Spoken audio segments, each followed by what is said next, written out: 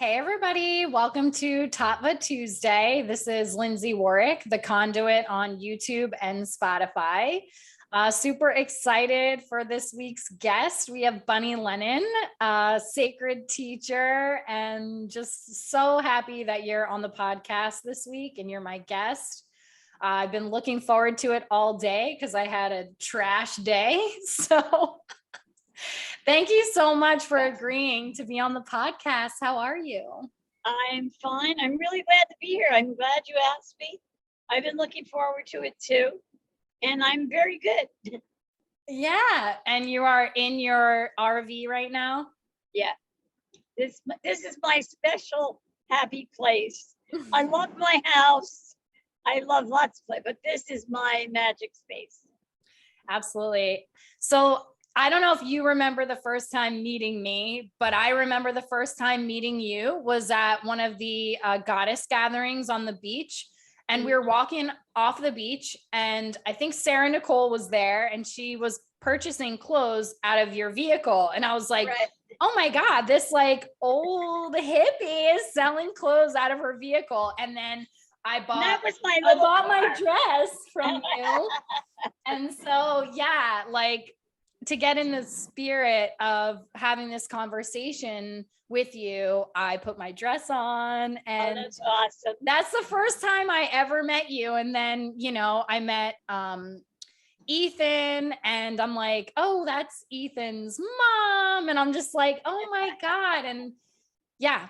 So you put it all together. And yeah, it all there's so many connections. There's so many more. I know. It's amazing how we come together. I know. And I'm just so excited that you're here because, like I know Wade too. And, he was telling me. My hero, he was here all day, and he was doing he helps me do so many things. That's great. So he was great. Yeah. I don't know if I told him that you were going to be on the podcast. I did. Oh, you did? Yeah. That's great. Yeah, that's awesome. Cool.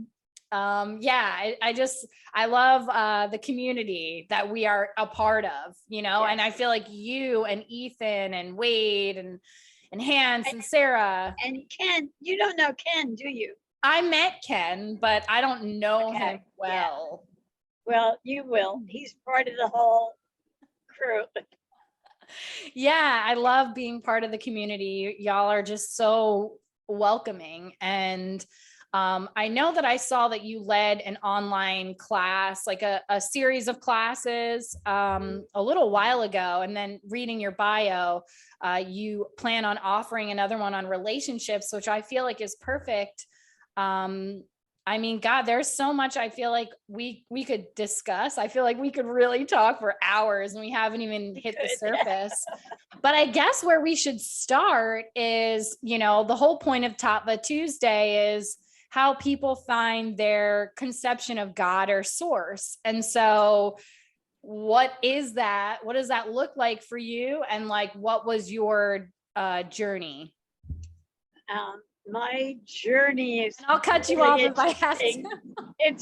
Do because it was a long one, and just by nature of my age, I've got a lot of experience, Yeah. But I started off as Catholic in Catholic school, and I was in love with God until I was about 8 years old. And then I just couldn't take the contradictions and the bullshit anymore. And so I got, and it's unfortunate to go through that when you're that age, because I didn't know that there were other options.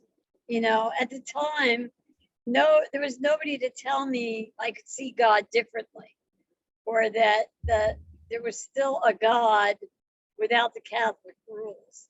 So I was really angry at God and declared atheism, which did not please my family at all. And I never really felt like an atheist. I always knew there was something. I just had no idea what it was. And so I started looking inward and seeing just, okay, what works for life? You know, like for some reason I knew that honesty was really important. What I realized as a teenager was that the person I was ultimately going to have to answer to all my life was me. And that was the only thing I knew, but it was a really big thing to know. And so I started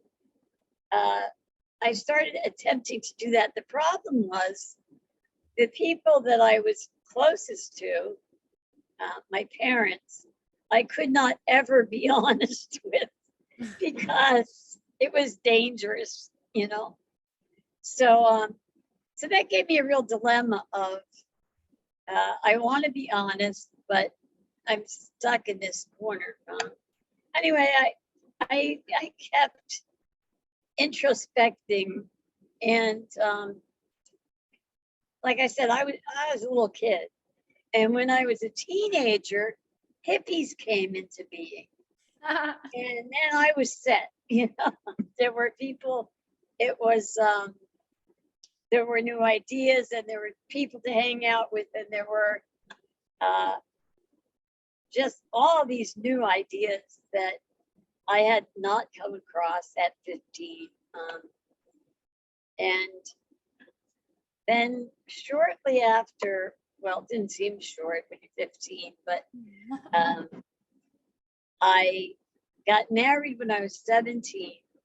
And I used to have this picture, you know, those folding where you put two pictures together in a frame. Yeah. Well, I had a picture of my family of origin, and I had my wedding picture. And under the captions were, on the family picture, it said frying pan. And on the wedding picture, it said fire. Because I had gone from one to the other.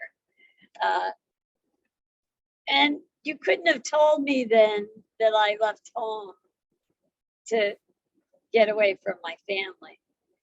I mean, I knew I wanted to do that, but I didn't realize how much of the motivation that was. I wasn't old enough to leave home, so I had to get married in order to leave. So my then husband was a friend of ours from high school, came and told us about this commune that he was living in. It was a spiritual commune in Western Massachusetts, and we just had to go there, and it was wonderful.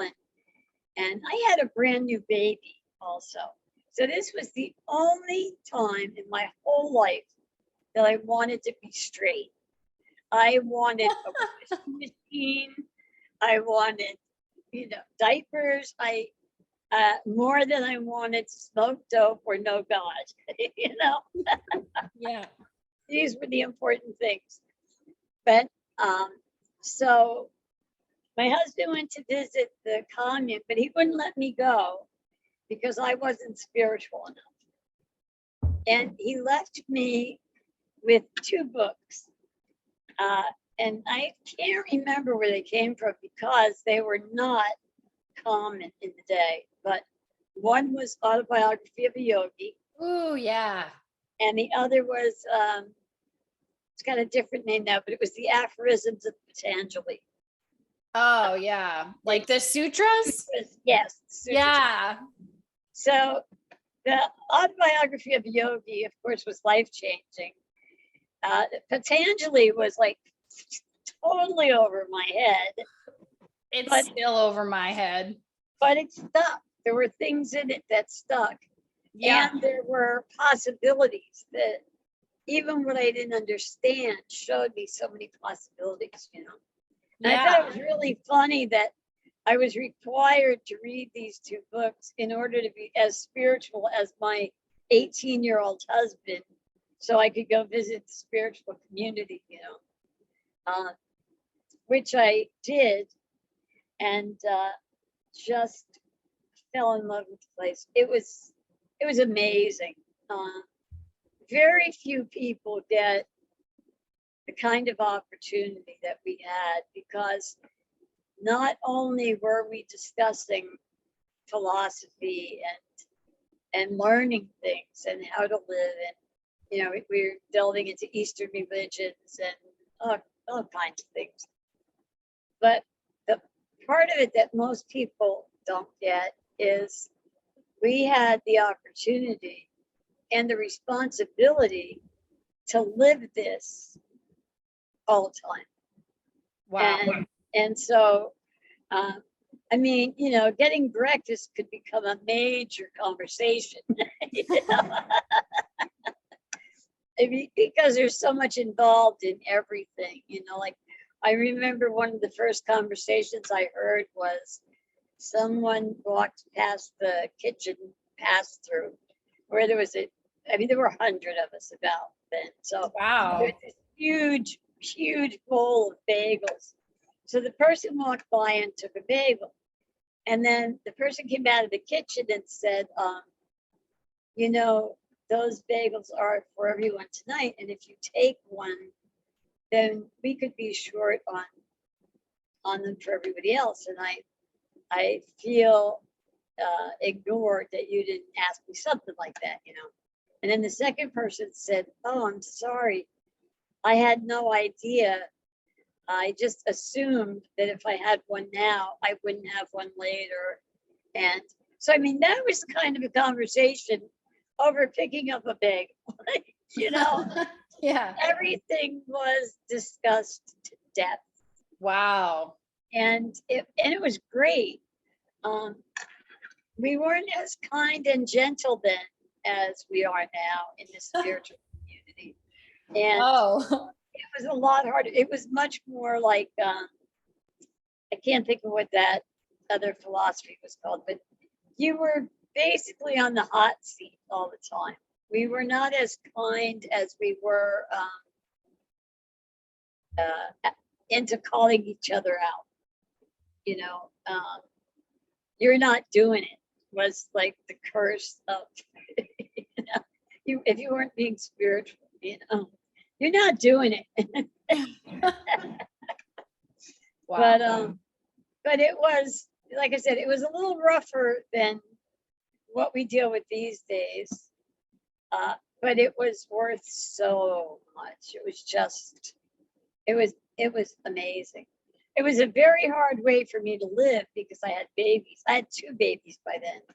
And everybody else was 19 years old, give or take, and did not relate to babies at all. And I was also not healthy.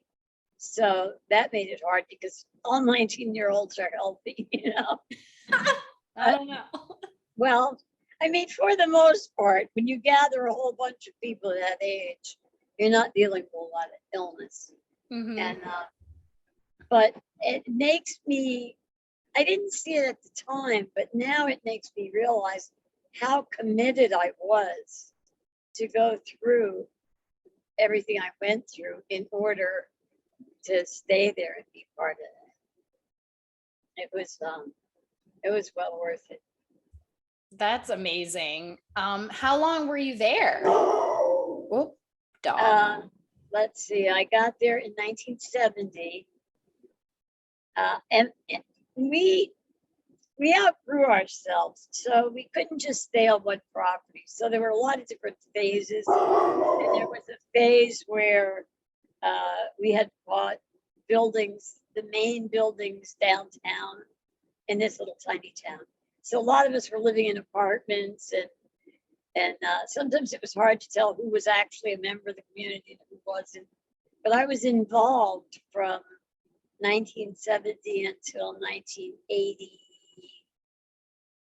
1985-ish, maybe 80. Yeah, about then. And that's where I met Ken. And that's where I had Ethan. Wow. Oh my God. I'm just like, whoa. Yeah.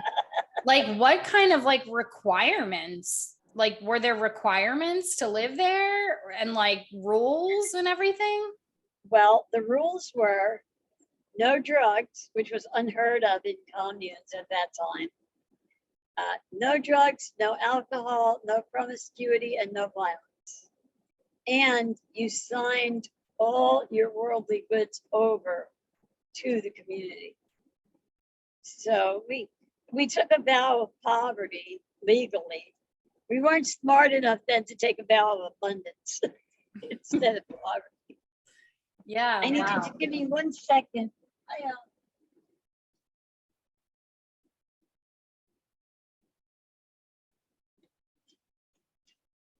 I'm sorry about that. That's okay. I need a minute. My mouth gets too dry talking. Oh, okay. Yeah, I have my tea here, so I understand. So where was I? Vow of poverty. Yeah. So we were very serious, and it was a very intense place to live. So you had to be pretty serious to stick around. And a lot of us were, because we grew to about, I think at our height, we had about over 400 people. Wow. So then Ethan was born there? Yeah. Wow. And then how did you end up leaving? Well, I left a lot of times because I used to fight with the leader. Yeah. And most people didn't. But I would reach a point where something was untenable for me. And the first couple of years, when I talk about the real spiritual community, the first couple of years were the height of that. And then things changed and got diluted and got off track. And over the years, things got different. But it was those first couple of years that really set us up for life, for this life. Yeah. You asked me something else. I don't know what I lost it. I was asking how you end up leaving, but instead of that, I actually want to ask you first. Like you said, it set you up for life. What are some of the main takeaways? If you can even summarize that, Our biggest thing and our biggest mistake, spiritually speaking, was we wanted to save the world and we expected to save the world. And it didn't dawn on us, number one, that the world did not need saving. And number two, if it did not necessarily want to be saved in the way we wanted to save it. Yeah, and what was that? So, well, we wanted peace and love and tie-dye for everybody, and we wanted everybody to get along, and we wanted peace, basically, love and peace. And you can't shove that down people's throats. We were also, you have to realize, this was a time when we had to hide. Well, once we were on our property, we didn't have to hide. But in general, if you wanted to meditate or do yoga, for example, you didn't do those things publicly. You didn't tell people about that. If you wanted to find a book like Autobiography of Yogi, you went down some dark street into a cult bookstore that was behind, some other weird thing. It wasn't public like it is now. And it was not accepted. It was actually dangerous. So, whole different ball game than today.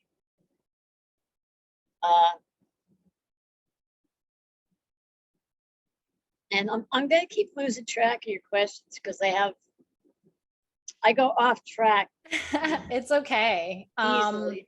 I think I just asked, I guess, what prompted you to finally leave? Okay. And then I guess what happened from there?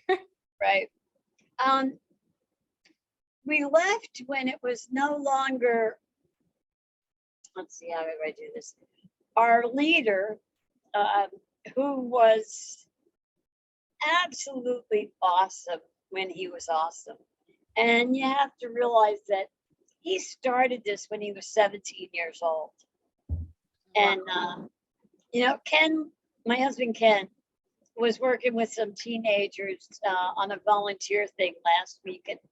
And he was asking the people in charge, like, okay, what can we expect from these kids? What can they do? What can't they do? And he came home and he said to me, you know, I was asking about these kids and their capabilities. And I realized that Michael was 17, the same age, when he moved into a tree house and started this commune, you know? Oh my God. That's and we crazy. just don't think of it like that anymore, of kids being that mature or that interested. And I don't want to diss all kids, because I have no issues with any generation. I wish I knew more about some of the younger people. I think people should have friends in every generation. You know? I agree. But I'm missing the 20-year-olds right now. And I agree. it's really, it gives you so much. And it, not to mention, you need their music. For sure. And, you got to find out. Once my kids left home, I was behind on music for, you know, decades. I still am. For sure. And I've always been the type of person, you know, that I do have friends of all ages. I'd say I have more older friends than my actual age or younger, just because I think I'm an old soul. So I just find I can have better conversations with older people. But I also think young people provide, all of it is about, life is about perspective, right? And so it's all the different perspectives. So I love that you said that. And that's so fascinating that the leader of this commune was a teenager, basically, when he started it. And then I always just get like, was it like culty? Like, because I've seen so many documentaries and now my brain, you know what I'm saying? Like my brain I know exactly what you're saying. I'm like, did he have like multiple girlfriends, like that type of shit? We have about 250 people in a Facebook group that are all former commune members. And they're still arguing over whether or not we were a cult. Wow. Yeah. Cause like I've seen so many documentaries and it's like people start to worship the leader and like the leader is like, you know, polyamorous, like multiple partners, tons of fucking kids, you know, and I'm just like, wow. You know, as far as the leaders usually go around the bend, you know, but the thing to realize is we help send them there, you know. When you put somebody on a pedestal, the power, and they don't get the normal feedback that people get, like, you know, you're an asshole when people treat like you're an asshole, you know, something must be wrong here. But when somebody says yes to every stupid idea you have, or when they think that you know just from the ether what they're going through or what's happening, especially once you get up into these numbers where we might not see him for weeks at a time, you know, we weren't all spending a lot of quality time with him because it was too many of us. And then what happens with the leaders is there are people who won't take a shit without getting the okay from the leader. Yeah, they get real like guru, like you are the guru, you're the god, and they get worshipped like they are not human. They get worshipped like they are higher than human. Right. And once they get that busy and they have so much to deal with, now it really doesn't make sense for them to clean the toilets, because any of us can clean the toilets Right. or wash the dishes, So it makes sense for them to do what people go to them for. But as soon as that happens, they start losing touch with toilet cleaning and dishwashing and the day-to-day stuff of life, Yeah. So it's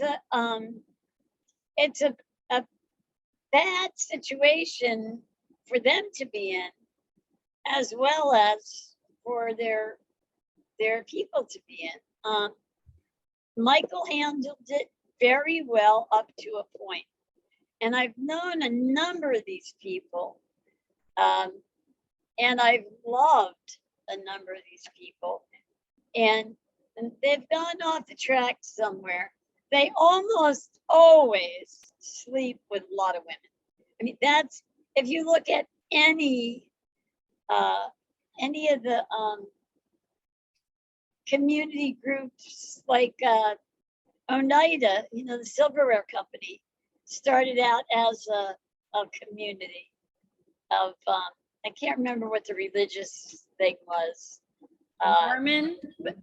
No, it was another different thing. But that was, I think, in the late 1800s. And they were a very cool community. But, he was sleeping around with all the women. And in a lot of cultures, not just hippie alternative communities, but in a lot of cultures, it's considered an honor for a young girl to lose her virginity to the leader of the group. And that's in a lot of indigenous cultures, that's true. It's I guess the concept is that they should be with someone who loves them and will honor them.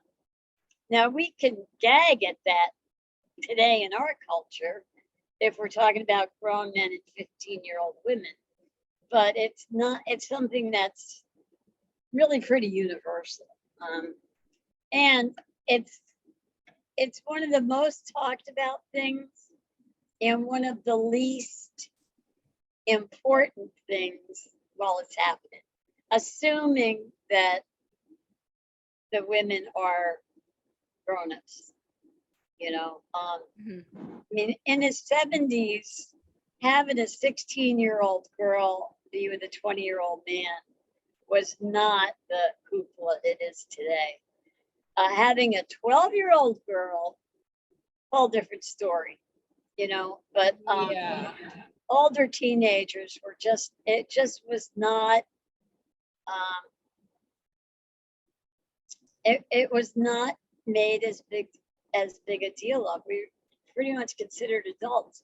And I personally am responsible for some over 18 men going that route when I was 16. I was just gonna say, like, I was 17 and I had like a 21-year-old boyfriend, and right. I don't know, like, I didn't really think of that, but prepubescent, that's fucking another thing. That's a sickness. That's a whole other thing. For sure. And we did have, which I don't know who knew, if anybody knew, there were occurrences of sexual abuse in the community, just like there are outside the community, that we didn't know about for years. And then when they came up, years later, we dealt with them as best we could. I mean, it was done. So what had happened to the girls, they had to deal with pretty much alone.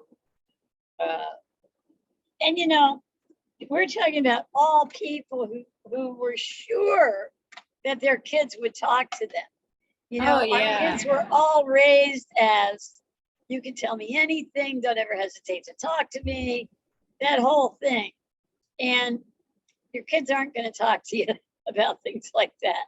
But generally, once in a while, yes, but it just didn't happen. So there were a few things that we didn't know about for years. And like I said, I'm not defending that, but I think that would happen wherever you are.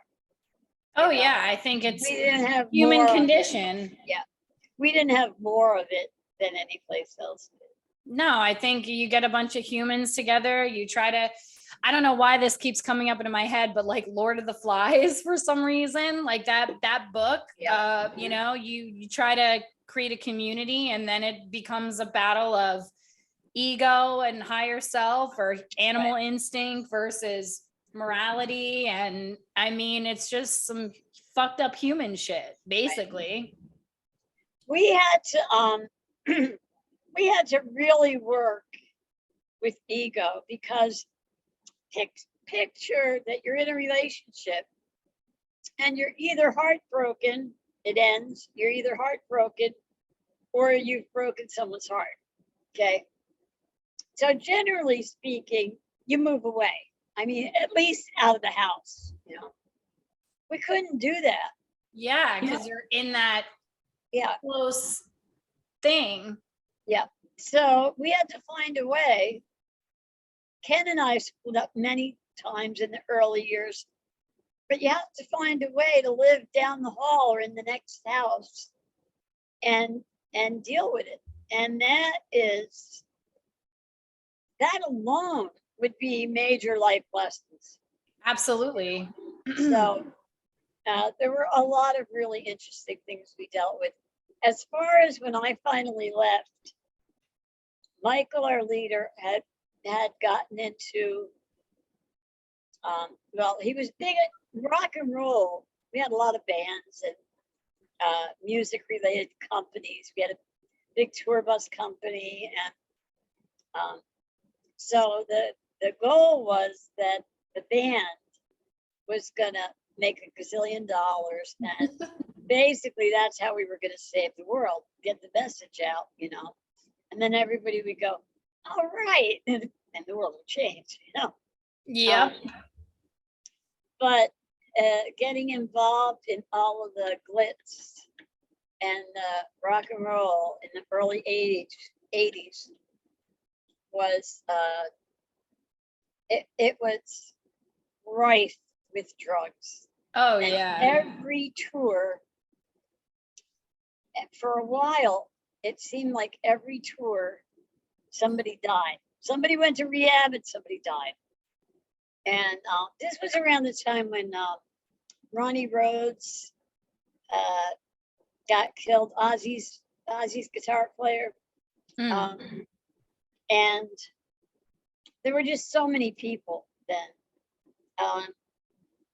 So a lot of people ended up in rehab or dead, or they just faded away, or continued as a mess where they'd have to be, you know, carried on stage, you know. Yeah. But it was a really high time for that stuff. So Michael got into drugs and alcohol, and so did a bunch of other of us. I became an alcoholic. Well, I guess if you're an alcoholic, you've always been an alcoholic. You just don't know it till a certain point. But we didn't drink in the commune, so you had no way to know that you were an alcoholic if you didn't drink. Once we started drinking, we went off the rails. It was not.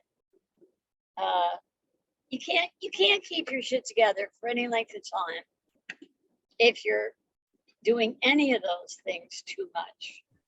And it's interesting to me today because it's not to say you can't live a spiritual life while you're becoming an alcoholic. And one of the things that concerns me today is I watch as wine becomes a really big part of people's yoga practice. And not across the board, but I've just seen it kind of creep in. And it concerns me because people are trying to live spiritually. They are trying to do something better. And the fact that they're drinking even if it's too much, doesn't mean it'll wipe them out entirely. And they may not be of actual alcoholic genes or tendencies or whatever. They may just go through a phase. But it concerns me that it's as acceptable as it is, because I see people kind of going over a little bit past where they want to be. I think the fact that it's an accepted part of the culture is a little bit worrisome, and I think people need to kind of keep an eye out for that. And I'm not doing the recovered alcoholic thing where it's terrible and nobody should drink and nobody should sell and nobody, I just think it is something for people to watch out for, because it'll sneak up on them before they know it.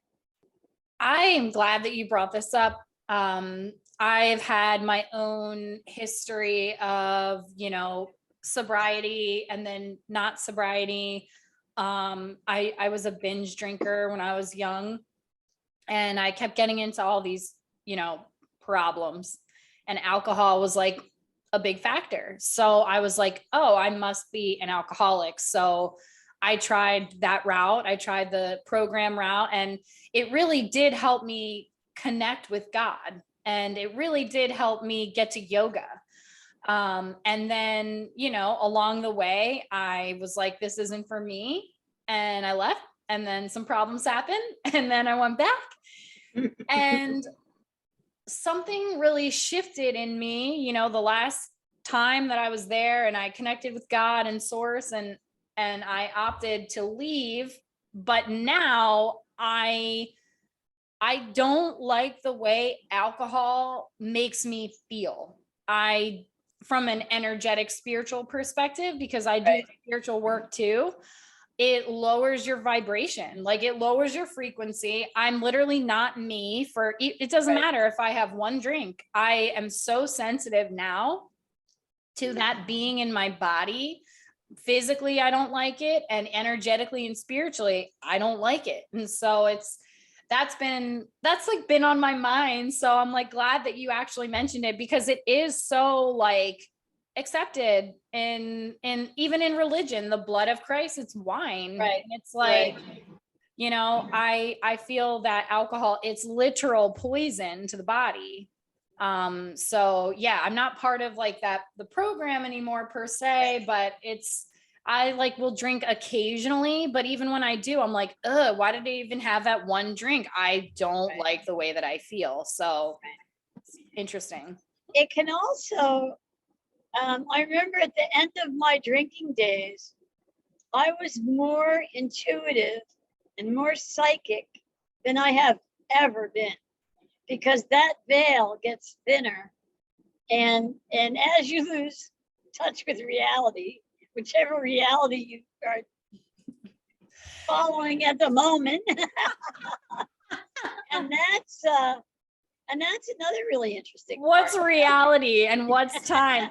You know what? I just need a whole podcast. It just needs conversations with Bunny, because what the fuck is reality and what the actual fuck is time? Right. Yeah. No, yeah, definitely. Like, yeah, I feel that, yeah, it also allows you, right? So you're very intuitive and psychic. So am I.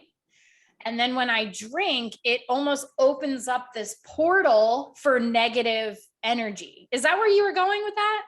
Well, not just negative. I don't think it's just negative. I think it's intense, and you tend to misread it. You see a lot. I saw a lot that was true, but I've also, I wasn't good at dealing with it, because I wasn't in any condition to deal with whether it was true or not. Mm-hmm. So, and there were times when I used to think that being psychic equated with being spiritual. It has nothing to do with it. That is a free will choice. I actually was talking to my friend earlier today, because I was having such a fucked up day, and I was like, she was like, you're so powerful. I'm like, yeah. Can you imagine if I use all this power for bad? Like, Yeah.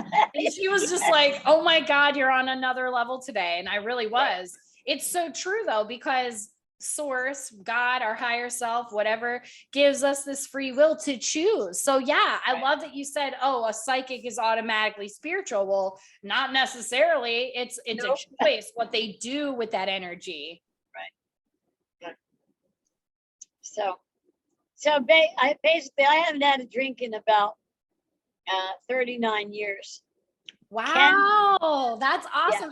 Are you like sober from all things or just alcohol No. or? No, I'm well, I don't like smoking dope, which I think is very unfortunate because I used to love it. But it doesn't make me feel good. Okay. I uh I take a lot of drugs, a lot of medication. Oh, I was like, oh, So I'm like I'm lucky that doesn't trigger me like alcohol. yeah. My big issue was alcohol, and I did more of other drugs than I would have like. There was a cocaine phase when I was in college, which was in the 70s, and I have no interest in that. Well, every now and then I go, man, Hell of a drug. I could use some medicinal cocaine today. Cocaine, hell of a drug. Mhm. Well, I haven't had any in 38 years, so I never swore off everything. I swore off alcohol. In fact, well, you don't even do that because you do it one day at a time. But I knew alcohol was out for me. I've been known to microdose mushrooms at certain times. I don't know if you read the article I wrote about the toad medicine. Oh, you did the toad medicine? Yeah. Oh, And that wow. was, I've been learning about that from my shamanic teacher. Is it called combo? I haven't heard it called that, Maybe that's another one. but it's 5-MeO-DMT. Oh, And I sent you a link or I sent the article in email, I think, an attachment. So I did that, but I did that not as a drug experience. I did it as a God experience. yes. And that's what I'm more likely to do. I'm not really I don't party with drugs really anymore. Unless it's a small bit of mushrooms. In a place where it's legal, not in this country, of course. But Right. I don't even want to trip. I don't want to do that unless I'm set out and set up for a God trip, for a higher experience. And that toad medicine was one of the highlights of my life, as was LSD when I was younger. That was not a fun party drug. And I don't know how it could be. It was so intense and life-changing that I don't even think of it when we talk about doing drugs. So even though I never swore off all drugs, I'm really not interested in doing them. I hear you. I'm not either. I'm on a spiritual path, a shamanic path, and I'm very interested in ayahuasca and journeying for spiritual purposes, but I don't like to get fucked up. Like that's just not, it's not who I am anymore. It was, it was. And now it's just not who I am anymore. And I think that these plant medicines that are available to people are really awesome for expansion. It's just how they're using it, right? And it's like, it's a fast track, I think, to spirituality, which works for some people. But I think all of those levels of consciousness can also be explored in yogic breath or yogic movement or meditation or just fucking silence. You know what I mean? It's when interesting. we most of us got to the commune, and like I said, we were pretty young, but we had had the acid experience, and what we wanted basically was to live that life without the acid. And Ram Dass talks a lot about keep trying to get the high, but the high always goes away. So you have to do it again. You have to do it again. And Yeah. to be able to get to that state where you're living where you want to be, in that bliss, in that high, without the drug, that's pretty much what we were looking for. That's what we were trying to do. Did you find it? To some degree, yes. Yeah. And where was it? And right here. Yes. I think the initial drug, the initial LSD experiences were kind of like the when they shock your heart to restart it. Yeah. They were like okay, jump start. Now we got it, now we know what we want, where we want to be. Mm-hmm. Because it was hugely life-changing. And I go through this with Ken too. Anytime we go back through what would have happened if, where were the pivotal points, or we always come back to the acid point, which was separate. We weren't together then. But we always come back to that as being one of the big changes, one of the places where the road split. Is he sober too? Yeah, he's been sober for about 38 years. Okay. Wow, yeah. That's really cool. That 1 year in between was torture. Oh yeah, because you said 39 and he was 38. So yeah. Wow. Yeah, and Ethan says, "You're never gonna let him live that year down, are you?" And I say, "Not a chance. That year was so hard." Wow. God, I feel like we could talk so much. I know your bio says that you're a certified life coach and you've been married for so long. And I'm like, God, I'm like looking at the time. I'm like, wow, what should we talk about next? Because it's it's almost up. Yeah, I can't even believe it. Well, we have I could do this all night. Me too with you. We have like 10 or 12 minutes left. So it's just so fascinating too. Like I had a really stressful day today, like just with life and relationships and anger. Honestly, got the best of me today. It's like, yeah, I had an experience where I decided to end a long friendship, and I got word that she had reached out to one of my close friends, and I thought it was from a compassionate heart space. So I'm like, oh, okay, great. Maybe I'll make a connection there. And then when I saw what the conversation was, it wasn't that way at all. It was, that's awful. I was relieved that this happened. And it was almost like she was fishing for my other friend to join in or something, which didn't happen. And I just lost my shit because I was pissed off at myself. Like, why did I even go? Because I had reached out to her and I'm like, well, why is she asking my friend about me but not responding to me? And then I learned the true nature of the message. And so for me, the message is, I already set that boundary. I closed that door and I went back in thinking that it would be different, but this person just fucking demonstrated who they really are. And that's been a big theme in my life lately. It's like, listen to the red flags, look at when people show you who they are the first time.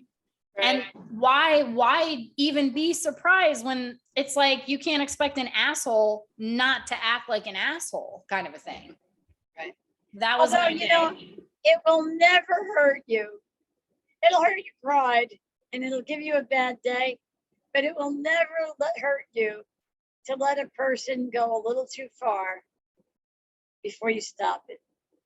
And that could take all day to explain. But what I mean is, better that you should be open and be taken advantage of a little bit than you should be closed and miss when it's an opportunity for a healing. I thought that there was an opportunity for Right. healing, and that is what my initial perception was. Right. But then But when that's I why you saw did the it, right thing, yeah, even though it didn't turn out right. yeah, exactly. So, and then I reacted in anger. And Right. I'm like, and then I reeled it in because I'm like, why am I getting angry? This is why I don't have you in my life anymore. Right. Like, I can't be mad that you're acting like you. That's why I didn't want you in Right. my life. So same thing, like just with the dating scene. I mean, we could talk about all kinds of shit, but it's like giving people second chances when they've already showed it. It is a fine line, I think, of accepting what they're showing you. Yes. And then also allowing some humanity and some grace. Yes. But at what point do you say no? Well, we've been, I think, over conditioned to associate love, especially as women, love with niceness. And I heard the interview you did with Nikki, my Nikki. Yeah, Nikki. I love her. And talking about abusive relationships. Oh yeah, fuck. And it blows my mind because I've been in one. So many people have been in them, and it's people that you often wouldn't expect. I know. I think part of the reason is because we have so associated love with lack of boundaries. Yes, that's been happening too. Like the people without boundaries, it's like they keep showing up, and so I have to keep setting them. Right. It's the whole overly nice thing and super comfortable, like right away, is turning into a red flag for me. Right. But with ourselves, we're taught to be, we're like Ken's basic philosophy in a nutshell is remember, be kind when possible, and it's always possible. Okay, that's his whole thing. And I don't really disagree with that, but I have a little different perspective on it because I think that kindness does not always look like what love needs to look like. You know what I mean? It's being a doormat. Yeah. Appears more kind sometimes. No. And so to me, as far as kindness is always possible, acting from love may always be possible. But it's not always going to look nice and kissy and squishy and happy. It might be a good fuck you. Honestly, like that's where I'm at. Like it's lately for me, it's setting boundaries and not feeling guilty about them. Right. Or not internalizing, like if someone treats me a shitty way, like making it my fault. Like that's not my fucking fault. That's your shit. You know what I mean? But it's definitely been a journey for me. And yeah, I think I'm one of those women where people would look at me and be like, I was in an abusive relationship. It brought out all my ugliness. It really did. And I allowed this man to treat and talk to me and do things that you look at me and listen to me and get to know me and you're like, what? Like even my brothers, when I told them some shit, were like, what the fuck? Like my Italian sister from New Jersey, you let him say what? Like one time like that about me too. Yeah, and you know, Nikki as well, like such a strong woman, and it's like we just allowed shit. And Man, but that's where the work is, right? Where the contrast is, those hard fucking relationships, man. I looked at myself after that and I was like, who the fuck are you? I don't even know who you are. And so it was like, then you go in, or some people check the fuck out. Like you said, some people check out, some people check in, and I check the fuck in. Yeah. And so now when I see, because I'm out dating and meeting people, it's like, if I see you're checking out, I'm checking the fuck out, you know. Right. But if you're checking in and you're doing the inner work, like that is attractive to me. That's appealing to me. Like, I just don't want to fuck around anymore with myself, with my sanctity. Yeah. One of the things that Ken remembers, and he forgets a lot of things from our early relationship, but one of the things he has remembered is that I told him early on, very, very early on, because I'm not 5 feet tall. I don't weigh 100 pounds. I know. And He's so precious. I told him, you can hit me once. You can hit me once. There's nothing I can do about it. But do not ever close your eyes again. And he got that message. Not like he's a violent guy and would have been beaten on me anyway.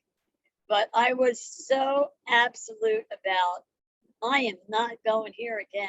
I've been there, got the lesson, do not need to repeat this act, you know? And it's amazing how we attract people that there's no possible way we could know the things about them that we attract, and yet we attract it anyway. You know, I mean, like, I know. And I feel like this could be a whole other podcast. It's like, how did I attract that? Well, low level of self-worth. And then, you know, limiting beliefs. It's all really kinds of shit. Kind of magical, because, I mean, when I met Ken, like I said, we're in a commune, we weren't drinking. Okay, so in the end, I didn't want to be with an alcoholic, like my father was an alcoholic. I didn't know I was one, but I knew my father was one, and I didn't want to be with one. Okay, I had no way in the world to know that Ken was an alcoholic because he didn't drink. And, you know, fast forward a few years, it's like, oh, what the fuck did I do? Yeah. It's so crazy. It's so crazy, but oh my God, I feel like we're just like touching the iceberg, but I know. We're literally like on the hour. Okay, well, let's do this. Let's do it every day. Yeah. Let's do like a part 2. Okay. I'm up for that. I just feel like this has been such a fascinating conversation, and now we're getting into like deeper shit.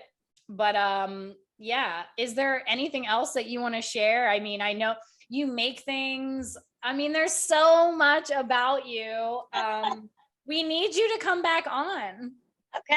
I have to look at my calendar and see. I'm pretty booked, but I'm gonna get you back on so we can keep talking. Right.